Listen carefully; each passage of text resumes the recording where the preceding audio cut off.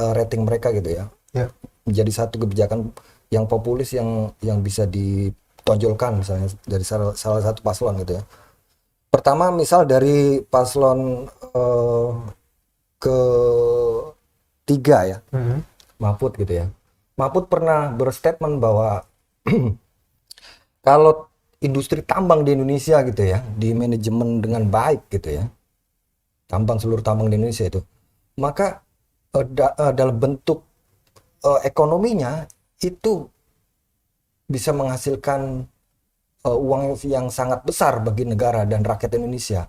Dan hitung-hitungannya, kata dia itu ya, hitung-hitungannya itu setidaknya satu orang penduduk Indonesia itu, satu orang itu punya jatah 20 juta per bulan dengan tidak bekerja. Maksudnya dari pengelolaan tambang di Indonesia, kalau benar dia masing-masing penduduk di Indonesia itu dalam satu bulan akan dapat jatah 20 juta gratis dari negara. Itu kalau benar.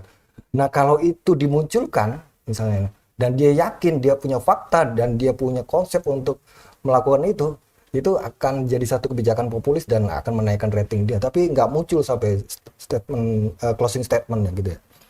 Nah, saya kecurigaannya memang secara postur gitu ya, postur paslon, hampir seluruh paslon ini kan memang dia kan orang-orang dalam satu lingkaran ya.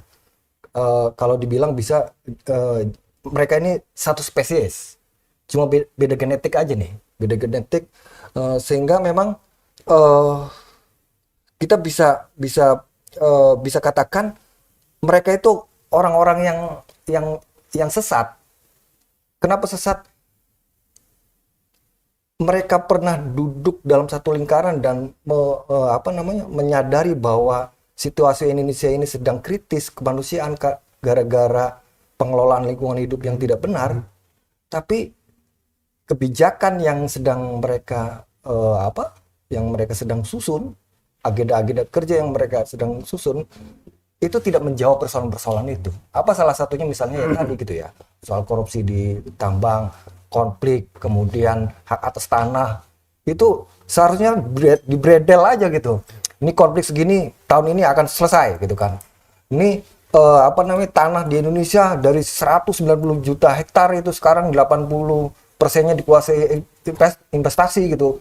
Ini nggak fair bagi negara gitu dan rakyat. Ini harus dievaluasi dan harus dikembalikan ke rakyat. Itu kan model-model begitu yang harusnya muncul gitu ya. Sehingga dengan konsep-konsep begitu, pembangunan berkeadilan, berekologis, kemanusiaan itu akan muncul gitu. Nah sekarang itu kan pembangunan yang nggak berkeadilan dan tidak berekologis kan dia stagnan karena ada persoalan-persoalan lain yang muncul kan, misalnya konflik dan segala macam gitu. Nah ini nggak keluar. Kalau keluar itu sungguh akan merubah posisi masing-masing. Oke, artinya dalam artian Bang Dwi mau mengatakan bahwa yang mereka sampaikan dalam debat tadi sebenarnya belum ada terobosan sama sekali, masih Dalam mengikuti gaya-gaya lama, teknik konseptualnya. iya, masih belum ada terobosan. Yang ada adalah lebih kepada bermain di retorika tentang yang sudah dilakukan sebenarnya selama ini gitu ya. Mungkin ini keterbatasan pisau analisis mereka ini soal